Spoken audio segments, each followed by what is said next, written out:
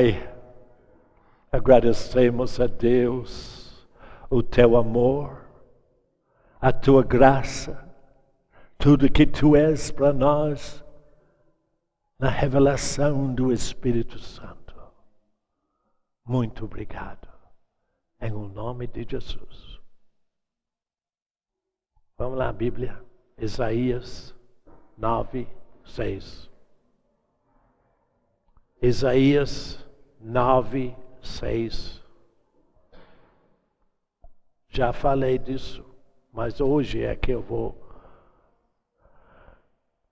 mostrar a vocês o que Deus fala comigo. E quando Deus fala comigo, isso muda o meu comportamento todinho.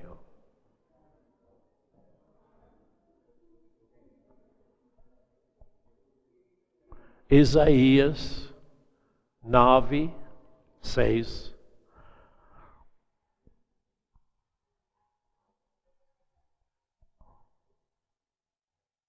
Acharam? Isso aí.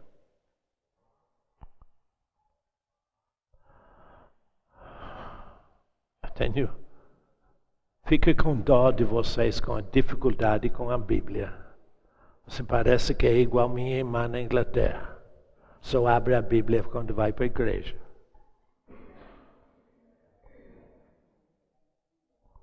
Ela nunca abre a Bíblia em casa. Está ocupada demais. Você também. Verso 6, então.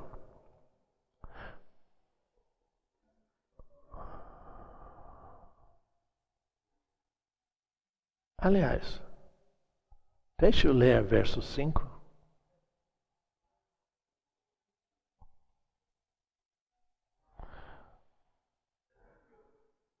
Porque toda bota com que anda o guerreiro no tumulto da batalha, e toda veste envolvido em sangue serão queimadas. Servirão de pasto ao fogo. O que quer dizer isso? Vocês andam com botas de batalha continuamente. Porque vocês batalham contra o diabo. Batalhar contra o diabo que não tem nada é uma besteira. Porque Satanás já foi julgado. Não precisa olhar agora, mas no capítulo 17 de Apocalipse, chama o diabo de um dragão. O dragão que era, o dragão que não existiu mais, e o mesmo dragão que aparecerá. Que é isso? Quando Deus criou Lúcifer, eu estava pensando em ler isso agora, mas não preciso. Quando Deus criou Lúcifer, um querubim dos mais abençoados, formosos, muito sábios, tinha toda a sabedoria, sabia mais da verdade do que vocês ou eu. Ele sabe toda a verdade de Deus. E ele foi tão abençoado que ele conseguiu dirigir os anjos em louvores a Deus. E você nem sabe louvar a Deus. Ele vivia adorando o Altíssimo. E você não sabe nem adorar. Não vou nisso agora. Até um momento quando no coração dele, observa, no coração dele, ele disse: por pouco serei igual ao Altíssimo.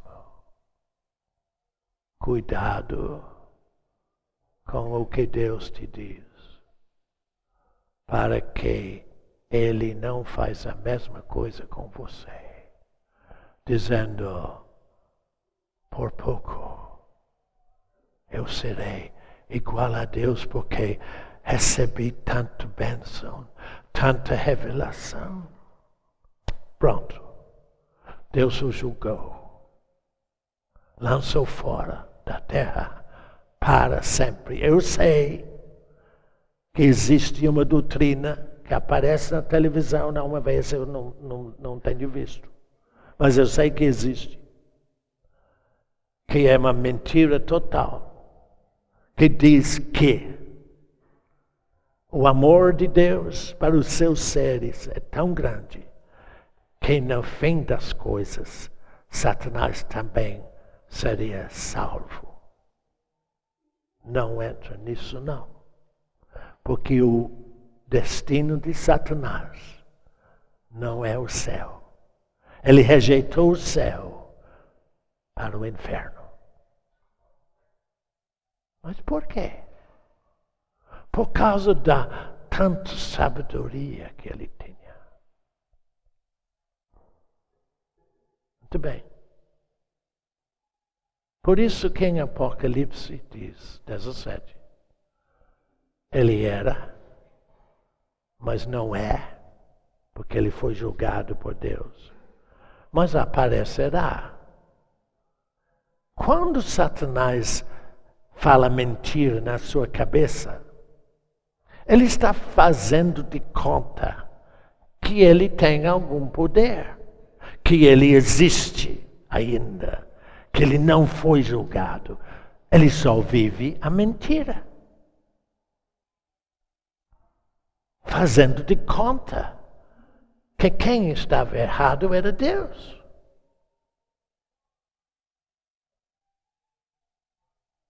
Ele só faz de conta.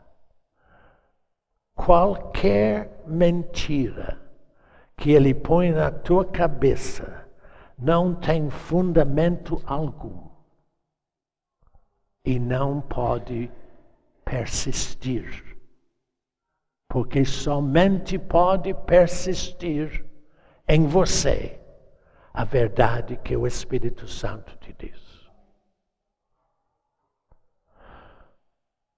De forma que diz que a bota da batalha, você usa essa bota quando você pensa que pode fazer alguma coisa para melhorar o Evangelho em você.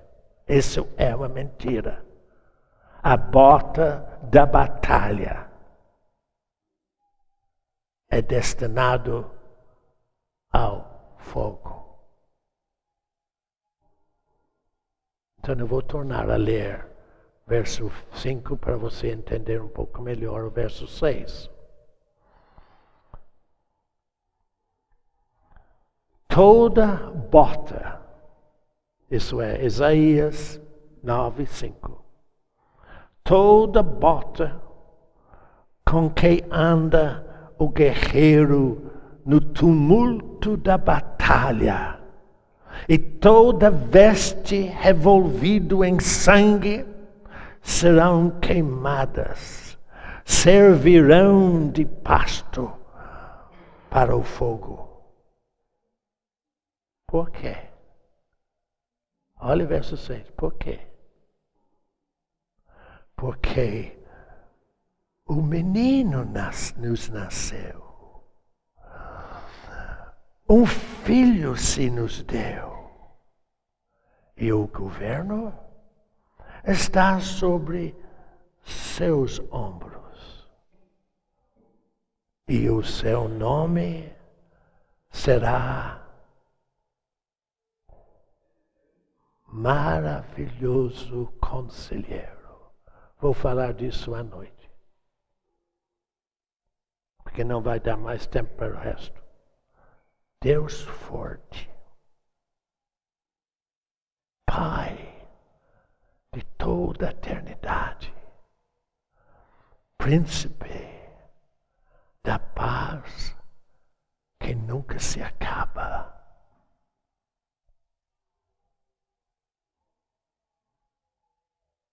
Hoje eu quero mostrar a você como é que este menino que Deus deu a você governa em sua vida de cada dia. Porque ele não é uma brincadeira. Ele quer mudar tudo em você para sempre. Vai para Ezequiel, capítulo 36, verso 25.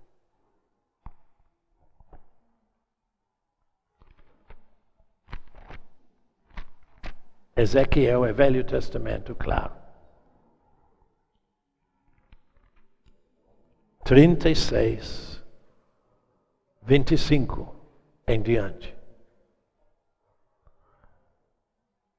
Aqui explica detalhadamente o governo do filho que Deus deu a você.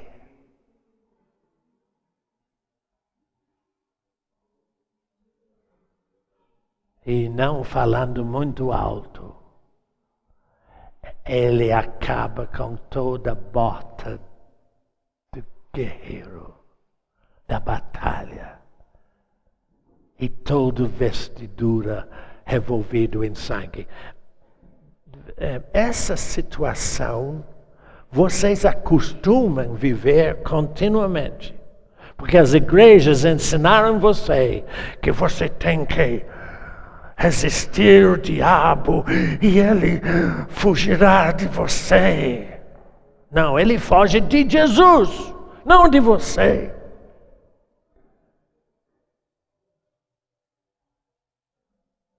Lembre-se o que eu falei ontem à noite. Você que crê não é mais daqui. Você é do céu, vivendo a vida da ressurreição, como Jesus, que venceu tudo. Mas como é que você fica firme quando o diabo anda ao redor? Aquele diabo que faz de conta de fadas. Que ele não pode fazer nada. Então ele não pode tocar em você, por isso que ele anda ao redor. Fica olhando. Não pode chegar a você. Ele anda ao redor como leão, fazendo isso. Eu pego você um dia, não pega nunca. Que você não está na mão dele, está na mão de Jesus. Ele tentou pegar Jesus, mas Jesus venceu tudo.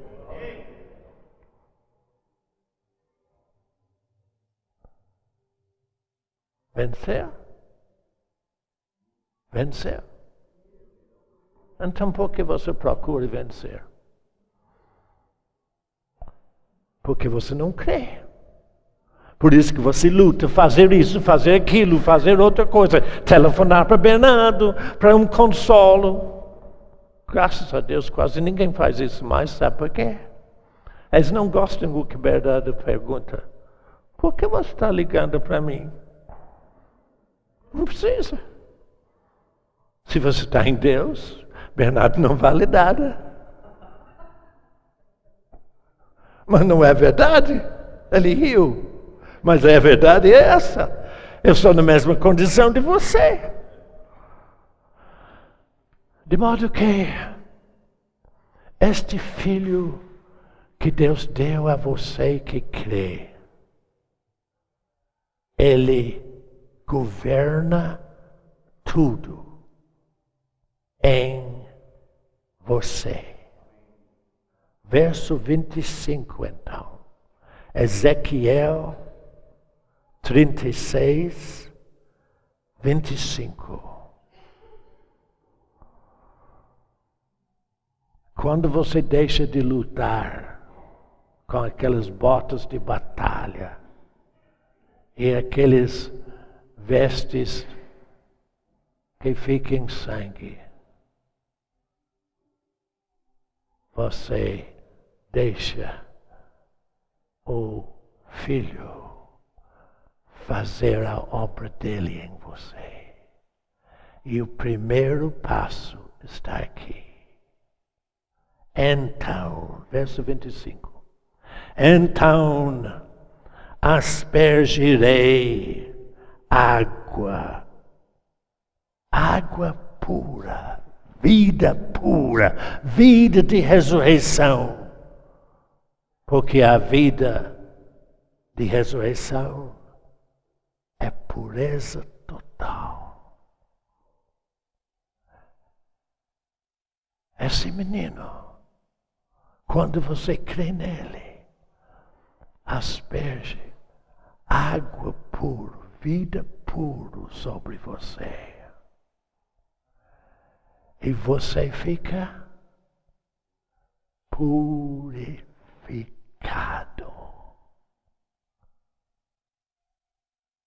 Eu tenho muita pena do religioso que está lutando para ficar com natureza nova. Enganado, claro. Peleja, mas não pode fazer. Porque a única maneira de ficar puro é nascer em Jesus, nascer de Deus. Todo aquele que nasceu de Jesus Cristo em espírito é purificado. Observa o que diz, vou continuar a leitura. Aspergerei vida pura sobre você e ficará purificado de todas as vossas imundícias e de todos os vossos ídolos vos purificarei. Ai, irmão Bernardo, mas eu não tenho ídolo nenhum, eu joguei fora há muito tempo. Ídolo não é uma imagem que você fica na mesa, naquele lugar especial, não. Ídolo é dentro de você, no seu coração. Lembre o problema do coração? O coração é o que você preza, o que você acha maravilhoso. Qualquer coisa em lugar do Altíssimo. Conta bancária.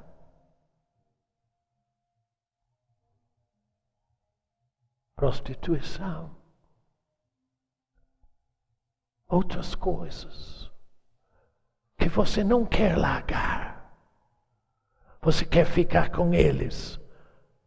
E então você não sabe por que você tem um reumatismo,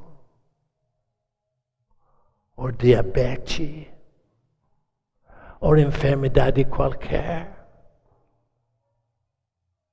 O ídolo no seu coração produz isso tudo, contamina o seu corpo. Mas este menino que Deus deu a você, ele diz, eu aspergerei água pura, vida pura sobre você, e você ficará purificado dos vossos ídolos. Eu tinha na escola primária na Inglaterra, eu tinha uma professora espírita, horrível ela. Eu não tolerava a ela, mas ela é muito religiosa. E então ele nos ensinava, nós somos meninos, né, pequenininhos. Ele nos ensinava, essa aqui é a palavra de Deus. Menino, não deixa pôr nada em cima disso aqui. Não ponha outro livro em cima disso aqui. Se você tem 2 ou pilha de livros, ponha sempre esta em cima. Porque esta é o livro mais importante no universo. Ou seja, a Bíblia era o ídolo dela. E ela era carrasco, só vendo.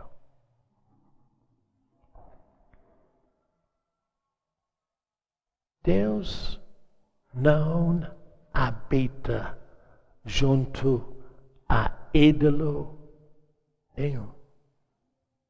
Ou você é de Deus, ou você não é de nada. Bernardo, você é muito radical. Sabe por que eu sou radical? Porque eu já vivi como você, me enganando muito tempo. E eu já sei como viver livre. Lembra o que eu li ontem? Quase no fim. Gálatas 5:1, não precisa olhar. Para viver livre foi que Cristo nos libertou. Então, a primeira coisa que este filho que Deus deu a você tem que fazer é purificar você. Purificar o teu coração. Porque ele não tem nada com o seu pensamento. O pensamento nosso é corrupto, corrompido pelo diabo. Por isso que ele só pode falar em nossa cabeça. Ele não pode fazer nada no seu espírito, porque isso não é dele. Ele não pode invadir o seu espírito. Mas ele procura manobrar você pelo pensamento corrupto.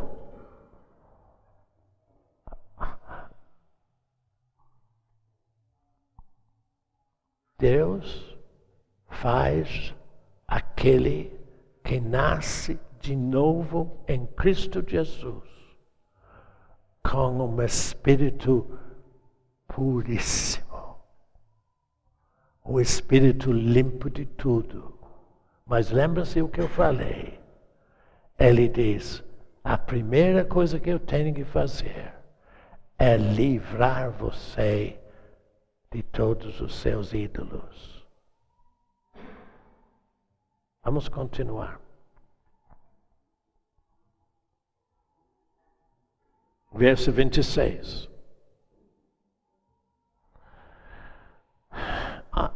Observa uma coisa. Naquele verso 25, ele diz, aspergirei, purificarei. É Deus que faz. Todos esses versos que eu vou ler aqui, é Deus que faz. Você não pode fazer. Nós somos perdidos antes de nascer de novo. Mas este filho que Deus deu a você, ele continua transformando você, mudando você. Primeiro, ele purifica você dos ídolos. Os ídolos que você acha convenientes. Eu sei. A maioria de vocês, como evangélicos, já disseram que os ídolos estão só na Igreja Católica, que é uma mentira. Os ídolos não estão na parede. Os ídolos estão aqui, no coração. Um filho. Você adora seu filho acima de tudo. Esse foi o problema de Abraão. Você não sabe que Abraão tinha problema? Ele tinha, sim. Por isso que Deus diz, Abraão, dá seu filho para mim. E ele fez. Só que Deus não tirou o filho, não. Sabe por que Deus não tirou o filho? Porque Ele deu o filho para Jesus. Deu o filho para Deus. E Deus o restaurou.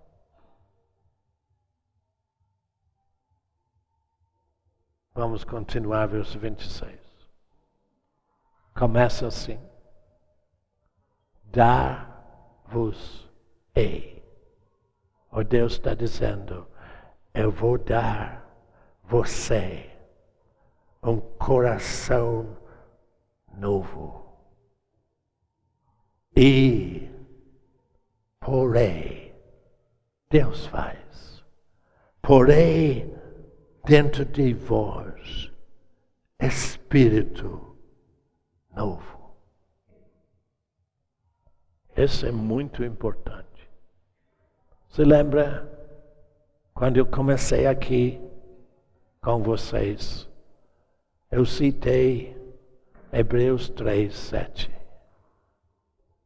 que o Espírito diz, hoje, se ouvirdes a voz do Espírito Santo, não endureçais o vosso coração.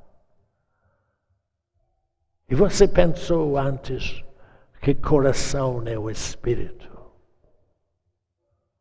Não. Coração é a condição da sua alma. As coisas que você gosta. As coisas que são valores para você. Mas Deus disse, os seus gostos não são os meus gostos.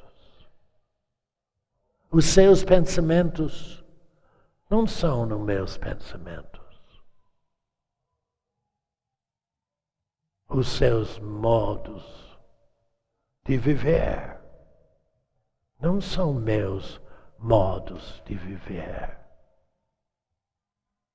Por isto, eu te dei o meu filho, para ele governar sobre você. E logo que ele consegue purificar você dos seus ídolos, ele diz, daqui para frente, o seu coração vai ser diferente. Eu vou te dar, Deus vai te dar um coração novo. E porei em vós um novo espírito. O que eu estou querendo mostrar aqui é que Deus que faz tudo. Você não tem parte nisso. Não pode fazer nada com isso. É Deus que faz tudo. Mas não é só isso que Ele faz. Continua a leitura. Verso 26. Dar-vos-ei coração novo. E porei dentro de vós um espírito novo. Tirarei de vós o coração de pedra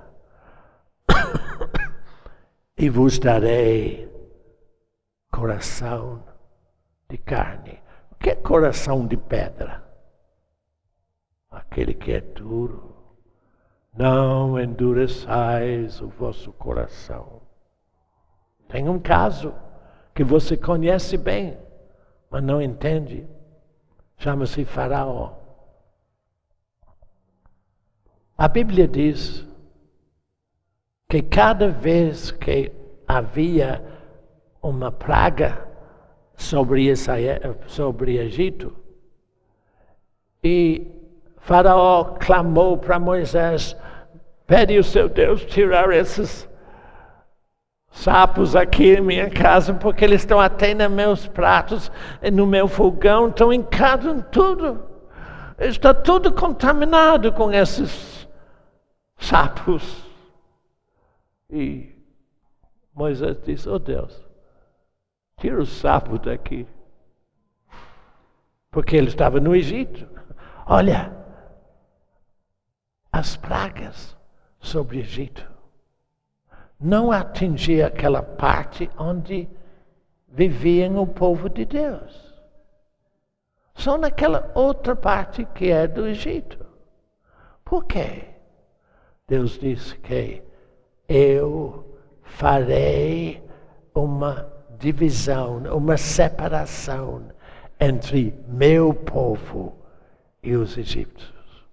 E vocês, que se chamam de povo de Deus, quer se igualar ao povo do mundo. Fazer tudo de acordo com o povo do mundo faz. Sabe o que isso me mostra? Que você gosta mais do mundo do que do céu.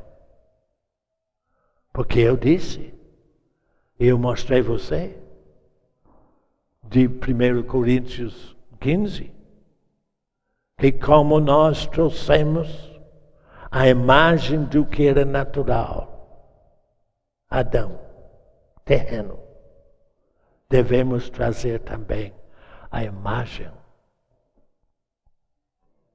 do celestial.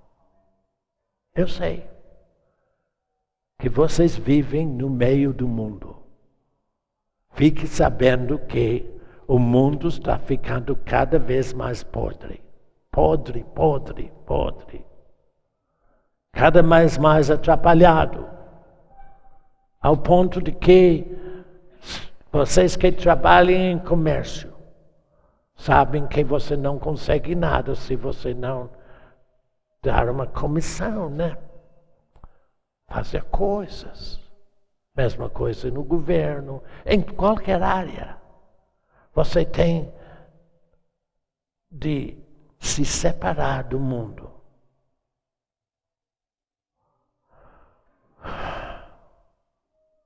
Eu sei disso muito.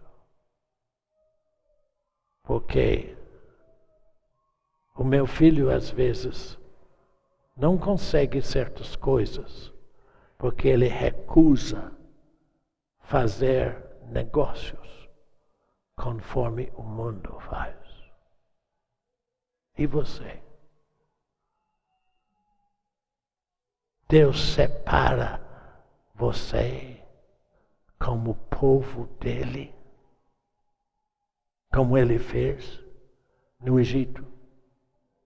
Mas, quando tiveram as pragas no Egito, e Faraó clamava e dizia a Moisés: pede ao seu Deus tirar esses sapos, ou etc, etc, cada praga.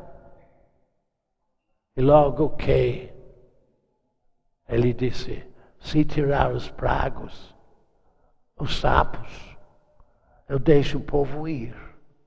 Mas logo que ficou livre, endureceu seu coração de novo. Então veio outra praga. 10 pragas em sequência. Cada vez mais, ele endureceu o seu coração mais uma vez. Até o último. Mas na última praga, ele não conseguiu nada, porque morreu o filho mais velho dele. Como morreu o filho mais velho de todas as famílias do Egito, numa noite só. Então, no clamor da cidade do Egito, que é, nesse momento,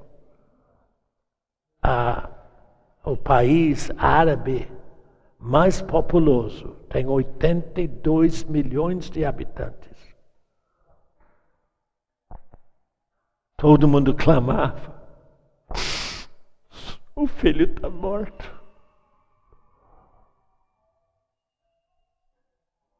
E então, Deus tirou os hebreus de lá.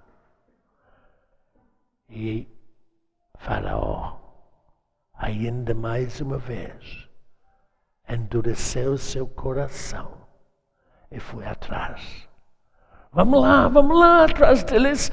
Olha, eles que fazem tudo para nós. Nós não podemos sobreviver sem eles. E então ele e o exército foi atrás, até o Mar Vermelho, quando os hebreus tinham passado tudo. Mas quando eles viram os hebreus no outro lado do mar, eles acharam, mas também podemos fazer. Entraram no mar e ficaram no mar. Porque a água voltou. E eles ficaram boiando na praia. Ah, filho. Por quê? Por quê? Porque Deus os castigava? Não. Deus não é de morte. Deus é de vida. Mas quando você quer ficar com o seu coração endurecido, você abre espaço para o diabo destruir você. Por isso que este filho que Deus nos deu tem uma tarefa contínua, é tirar o coração de pedra que não aceita nada de Deus e substituí-lo por um coração de carne. Carne não na concepção carnal, mas de carne porque é receptivo. A obra do Filho de Deus em sua vida diariamente, continuamente, é fazer o seu coração receptivo à voz do Espírito Santo, receber a verdade que Deus vivifica no seu íntimo. Vamos continuar. Eu vou ler do 25 de novo e continuar, tá bom? Aspergirei vida pura sobre vós. Oh, irmão Bernardo, mas na minha Bíblia diz água pura. Não olhe agora. Mas sabe por que eu mudo isso para a vida? Sabe por quê? Presta atenção. Não olhe agora para não atrapalhar. Porque no penúltimo capítulo de Apocalipse, capítulo 21, verso 6, o Espírito Santo diz: tudo está feito. Eu darei a água da vida para aquele que tem sede. Darei de graça. Essa é a água, significa vida. A palavra de Deus é vida para você, é água para a sua vida. Observa. aspergirei água pura sobre vós, e ficareis purificados de todas as vossas imundícias. Graças a Deus. Você não imagina as imundícias que eu fiquei livre delas. Não precisa. Jesus, o Filho que se deu, Ele dá de graça vida pura. E, verso 26, dá-vos-ei coração novo. E porei dentro de vós espírito novo. Tirarei de vós o coração de pedra e vos darei um coração que recebe a minha palavra, a minha verdade. Ele que faz. Não é o esforço seu. Olha, filho, você pode jejuar 80 dias se quiser. Não muda nada. Mas quando você ouve o Espírito Santo, imediatamente muda tudo. Ele abre o seu coração e você diz: muito obrigado, Deus. Em dezembro, se tiver Tauá, não sei aqui ou onde, não importa. Talvez nós vamos considerar o que Deus fez para você nesse sentido. Ter um coração receptivo, que adora a Deus. Sabe de uma coisa? A única coisa que você pode fazer que não tem nenhuma explicação na Bíblia é a adoração. Sabe por quê? Porque a adoração é particular para cada um e desenvolve especial para aquele. De forma que eu adoro de um jeito, você adora de outro. Mas não quer dizer que não é aceito. Não tem um padrão estabelecido. Vamos lá, mais um. 27. Mas imagina isso aqui. É um problema. Deus dizendo que este Filho que governa tudo em você diz: porei dentro de vós o meu Espírito. Você observa que Espírito com letra maiúscula. Isso é porque o Espírito é Deus. É uma das manifestações do único Deus. E ele diz: sabe, Bernardo, eu vou pôr meu Espírito em você. E o meu Espírito em você faz uma coisa. Farei que andeis nos meus estatutos. Guardeis os meus juízos e os observeis.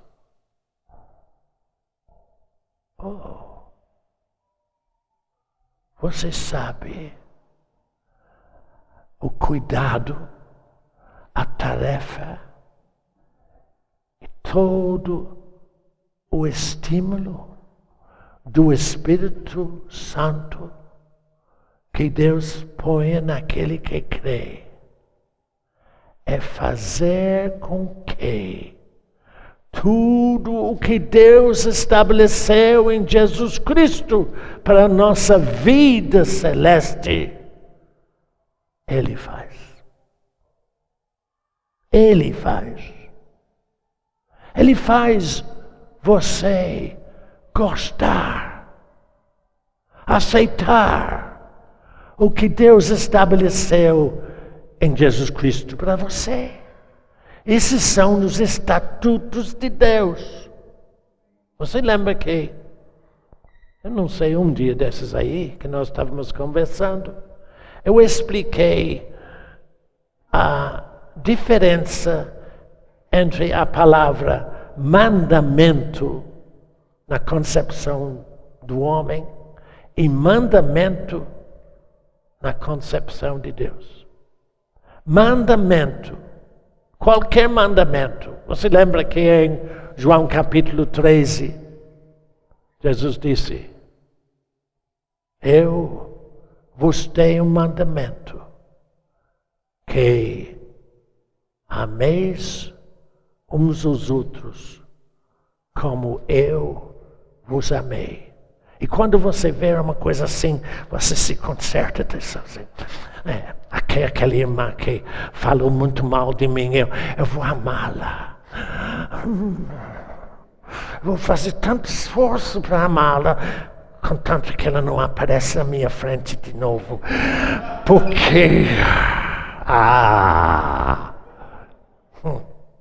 Porque você acha que o mandamento é fazer. Não. Mandamento é uma declaração de liberdade. Ou seja, Jesus disse, eu deixo com vocês a declaração que você é livre para amar uns aos outros, como eu sou livre para amar você. É um bocado diferente, né? Porque Ele faz tudo. Ele faz tudo. Então Ele disse assim, o Espírito Santo que eu colocarei em você, Ele fará com que você vive nos meus estatutos, naquilo que eu estabeleci em Cristo Jesus para você. Por isso, você lembra que nós falamos que não recuseis aquele que do céu vos adverte? Porque todo momento o Espírito Santo está dizendo, pode aceitar o que Jesus fez, porque Ele venceu tudo para você. Então, eu vou tornar a ler rapidamente. Nós vamos passar para outra parte. Porque o que eu quero que você entenda aqui, que é Deus que faz tudo, tudo, tudo, tudo. Verso 25 até 27. Aspergirei. Bom, então, né?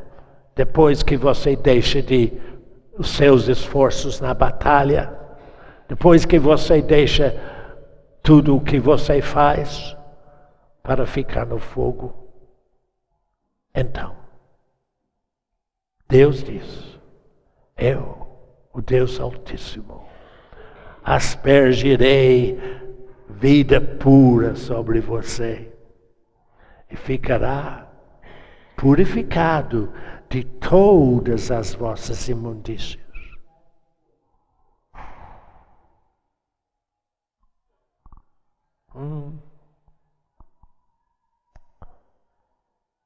Peraí, estou perplexo.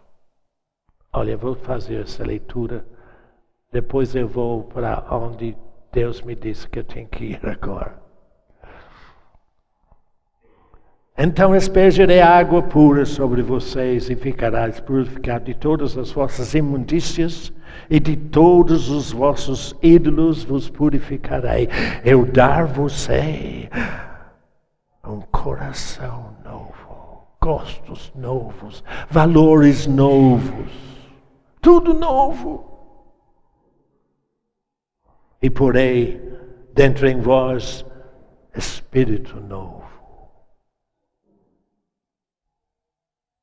tirarei de vós o coração de pedra e vos darei coração receptivo, que gosta de ouvir a minha palavra. Porei dentro em vós o meu espírito, e ele fará com que você vive em todos os estatutos e observe todos os juízos que Jesus Cristo ofereceu de graça para você. Agora observa. Eu comecei a ler aqui e o Espírito Santo disse para eu ir para um lugar, então observa. Então, verso 25. Aspergerei água pura sobre vós e ficareis purificados de todas as vossas imundícias.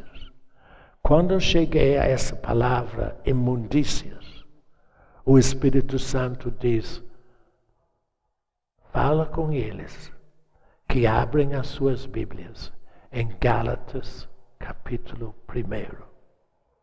Gálatas 1.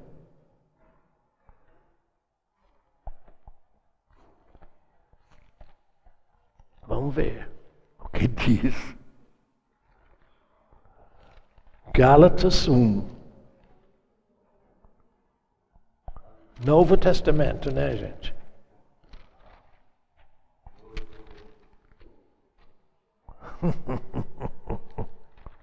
Eu estou rindo, você nem sabe por quê.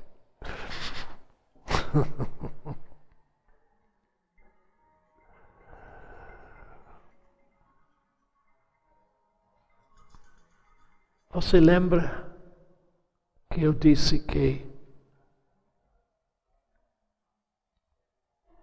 essas coisas que lemos em Ezequiel mostram detalhadamente como o Filho que se deu a nós governa, como o governo está sobre seus ombros, porque ele tem uma imensa alegria em fazer tudo para nós. Tudo. A razão porque muitos de vocês não vivem no Evangelho é que você procure fazer o Evangelho funcionar. O Evangelho não pode funcionar por seu esforço nenhum.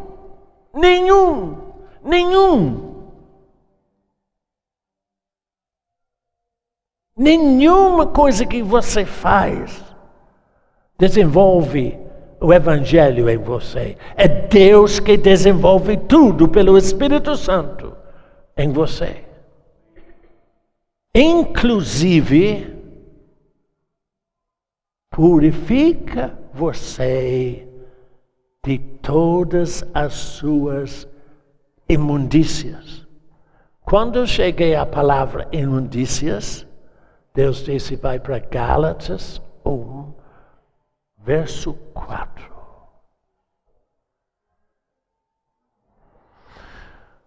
Falando de Jesus Cristo. Aliás, eu vou ler 3. Graças a vós outros e paz, da parte de Deus, nosso Pai. Gálatas 1, 3. E do nosso Senhor Jesus Cristo, o qual se entregou. Oh, você não sabe como ele se entregou por amor a você.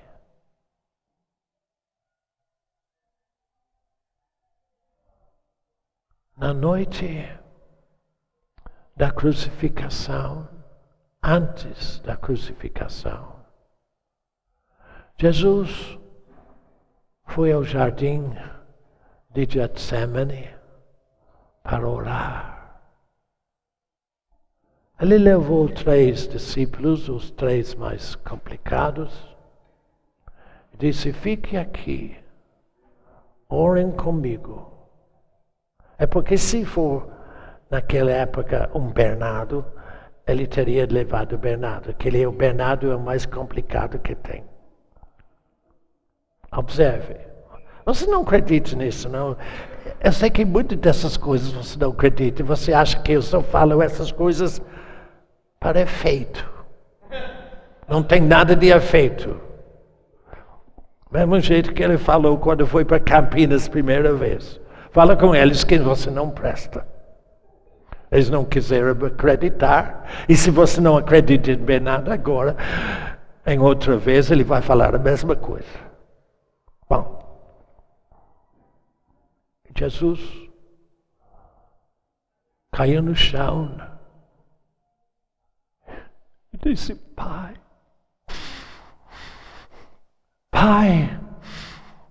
se for possível, tire de mim esse cálice, porque beber esse cálice é demais para mim.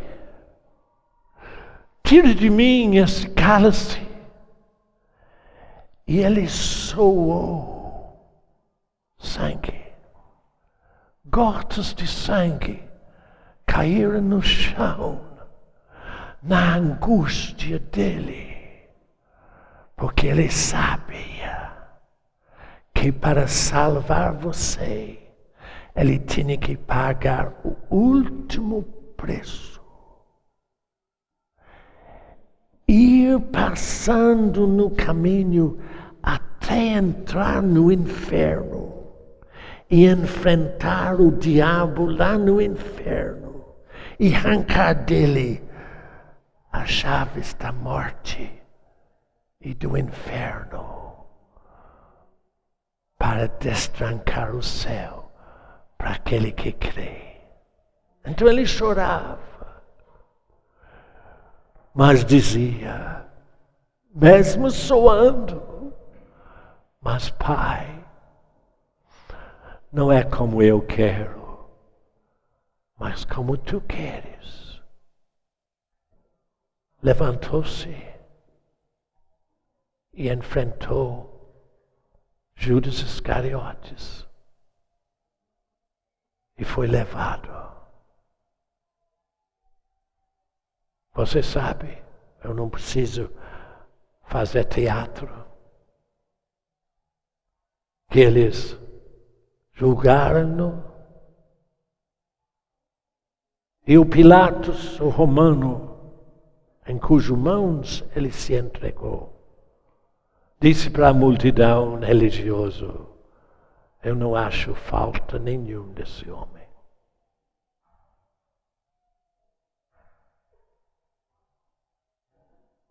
Mas ele não foi liberto. Por quê? Por causa de você, por causa de mim, por causa dos meus pecados, por causa dos teus pecados. Ele tinha que continuar naquele caminho de torturas. Foi crucificado e pendurado na cruz. Ele clamou mais uma vez: meu Pai,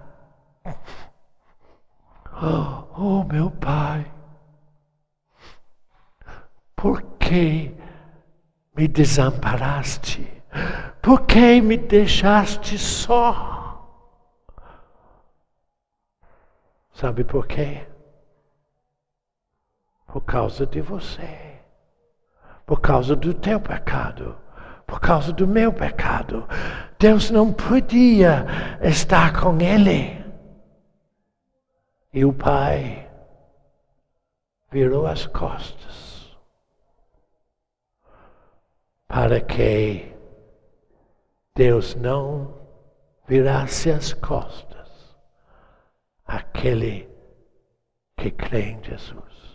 ainda faltoso, ainda sendo difícil e fraco, mas aquele que crê, Deus abraça e perdoa e liberta de toda imundície. Lembra? Eu comecei lá, aquela palavra, imundície.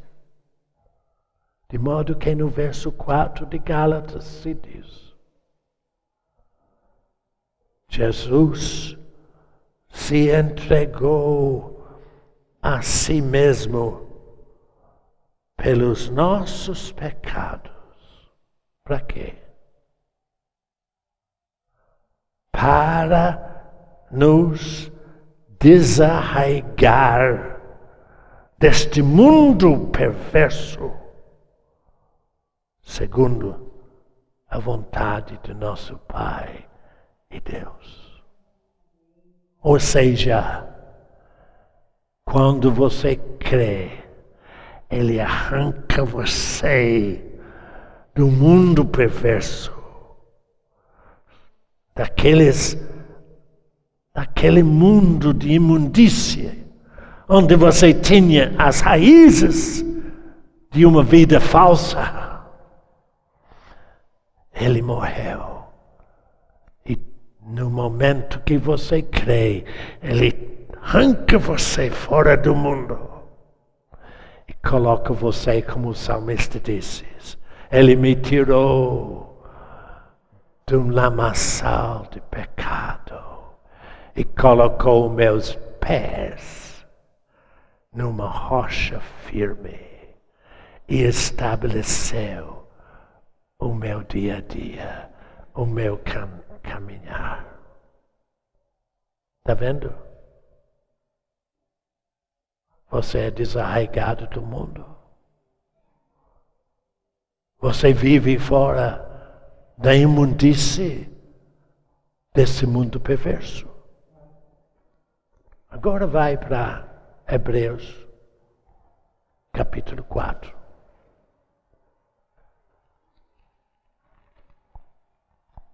Hebreus, capítulo 4.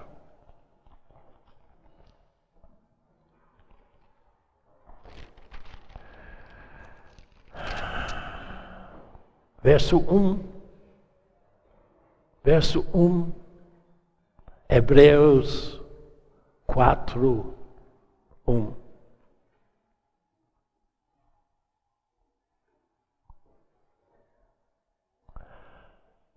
Acharam?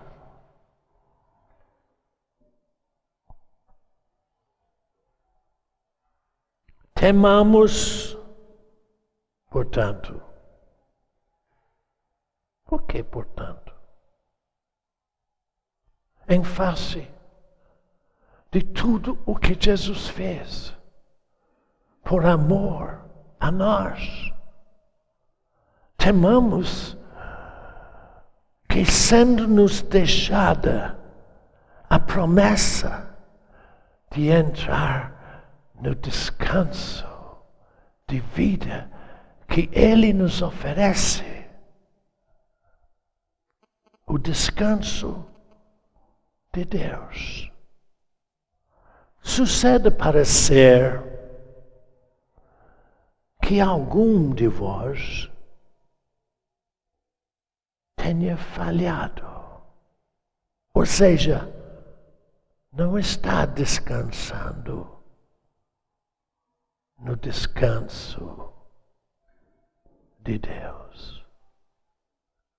O que é esse descanso de Deus? Não precisa olhar, mas o apóstolo Pedro, em 1 Pedro 3,18 diz: Ele, Cristo, morreu uma única vez pelos pecados. O justo para os injustos. Para quê? Para nos conduzir a Deus. Ele pega você nas mãos. Você não precisa se preocupar com nada. Descanse. Olha, minha Bíblia na minha mão. Não está fazendo nada, tá? A Bíblia não está mexendo. Por que você mexe tanto? Se ele morreu para conduzir você a Deus, o problema é dele. Ele sabe que você é problemático. Muito. Mas é assim mesmo. Ele faz tudo. E um dia ele vai te apresentar, se você crer, descansando nele. Ele te apresenta perante o Pai, santo, inculpável, todinho. Eu vou falar disso daqui a um pouquinho. Vou tornar a ler o verso 1 e depois 2. Temamos, portanto, que sendo nos deixado a promessa de entrar no descanso de Deus, suceda parecer que algum de vós tenha falhado. Por quê? Também a todos nós foram anunciadas as boas novas do Evangelho, como se deu com Israel. Mas a palavra que Israel ouviu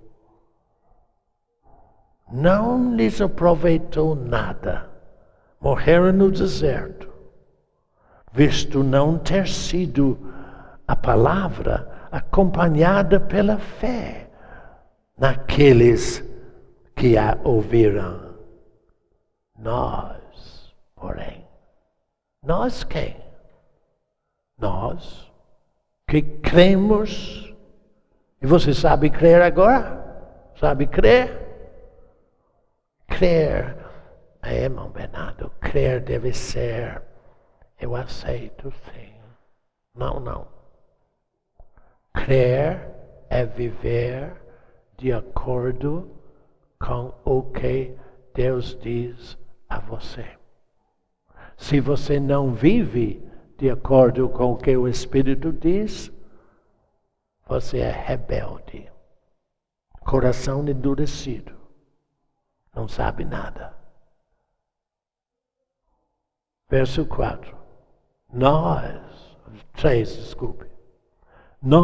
porém, que cremos, entramos no descanso de Deus. Agora pula para verso 10. Porque aquele que entrou no descanso de Deus está sempre pelejando para ficar melhor. Ele paga dízimo direitinho, ele jejua de vez em quando, ele às vezes lê a Bíblia. É tudo isso. Besteira. Tudo isso é besteira. Isso não é descanso, não. Observe.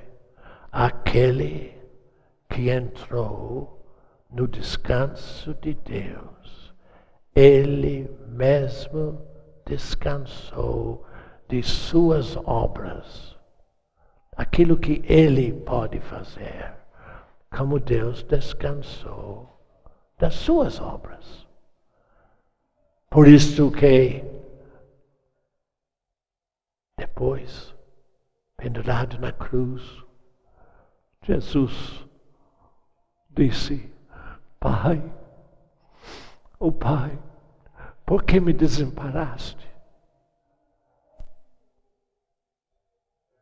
Depois, instantes antes de morrer, ele disse: está consumado. Tudo feito. Nada para Bernardo fazer. Eu já fiz tudo para ele. Você sabe que Jesus morreu em teu lugar? Jesus ficou na sepultura em teu lugar? E naquele momento da sepultura, em seu espírito, ele foi lá nas profundezas do inferno, enfrentou o diabo, arrancou dele a morte e a chave do inferno para dar a você vida eterna. De modo que ele também ressuscitou em teu lugar para você. Acabou o tempo, né? Não tem mais tempo, não. Ela que guarda o tempo para mim, sabe?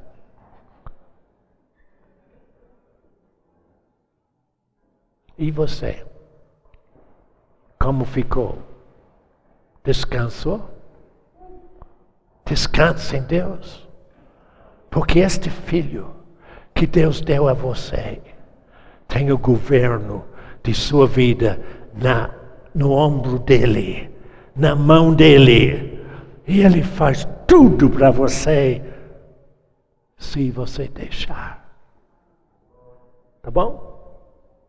Obrigado, Deus, por tua graça, por teu amor, em o nome de Jesus.